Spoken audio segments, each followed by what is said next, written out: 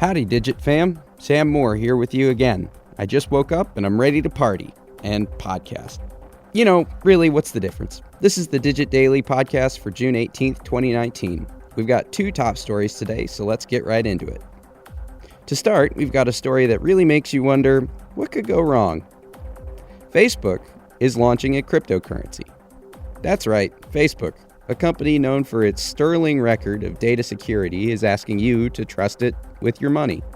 Sort of.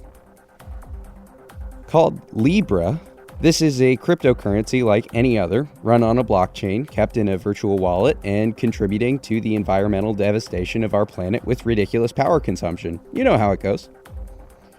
In this particular case, Libra will be housed by the wallet Calibra, which Facebook is launching alongside the currency. It will be available in iOS and Android in Facebook Messenger, WhatsApp, and as a standalone app coming in 2020.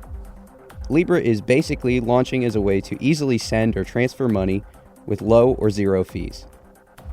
The example Tristan gives in the newsletter is this. Convert your US dollars to Libra, send Libra to your parents in Canada, they convert that to Canadian dollars without losing percentage slices to bank fees or PayPal fees.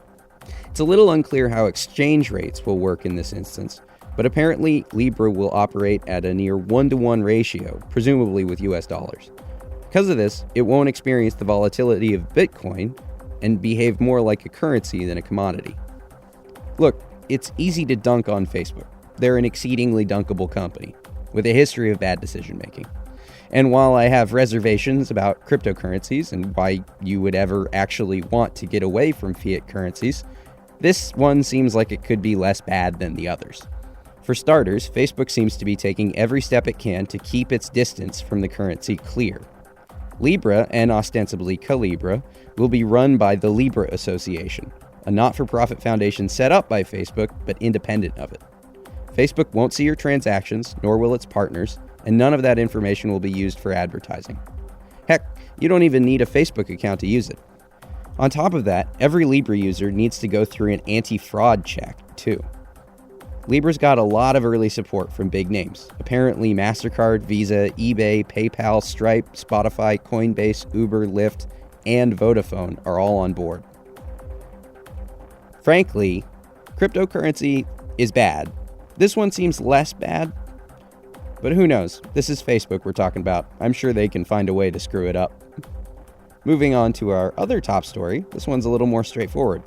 Google is taking over its messaging app and starting its move from the standard SMS messaging to the new RCS format, short for Rich Communication Services. Essentially, this is Google finally trying to get at what iMessage did for the iPhone. RCS is widely considered, even by carriers, to be the next step in messaging. It features all the niceties of modern messaging, like read receipts, typing indicators, and high image quality. The big draw of RCS is that it will work with any phone that supports it, regardless of who made it, how old it is, or what carrier you have, which hasn't been the case for previous non-SMS messaging apps.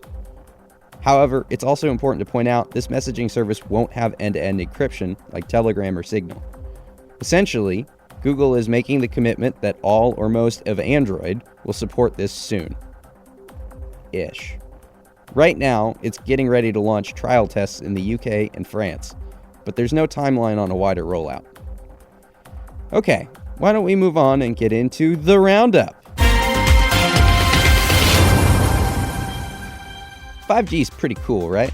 It's coming soon, and it's going to change everything. Wrong! 5G is for old people and losers. 6G is where it's at. Okay, maybe I came out of the gate a little hot just now. But 6G is coming one day, and Samsung and SK Telecom have just inked a deal to work on research and development of the new standard. According to the Korea Times, the tech is still in an embryonic stage, but this is just another reminder of the unending march of time and technology. Continuing its glacial pace in entering the mobile space, Nintendo has announced a new Mario game for Android and iOS. Dr. Mario World is coming July 10th, and it's bringing the classic Match 3 gameplay of Dr. Mario to phones everywhere. Imran Khan just launched an online store pitched as Amazon, but for luxury goods. You may be wondering, Imran Khan, the Prime Minister of Pakistan, and one of the all-time great cricket players? No, silly. It's the former Snapchat executive with the same name. Anyway, apparently Amazon doesn't sell expensive enough stuff for some people. Must be nice. Online content delivery service and DDoS mitigation company Cloudflare has announced it's bringing together a team of organizations to fight one of the world's great evils: random number generation that's not actually random. Yes, just like how even the best balanced dice inevitably favor a single number, random number generation in the digital space isn't completely random when it all comes from the same place. And it's open to manipulation, which can affect big things like election audits and lottery numbers. You thought I was being sarcastic earlier, didn't you?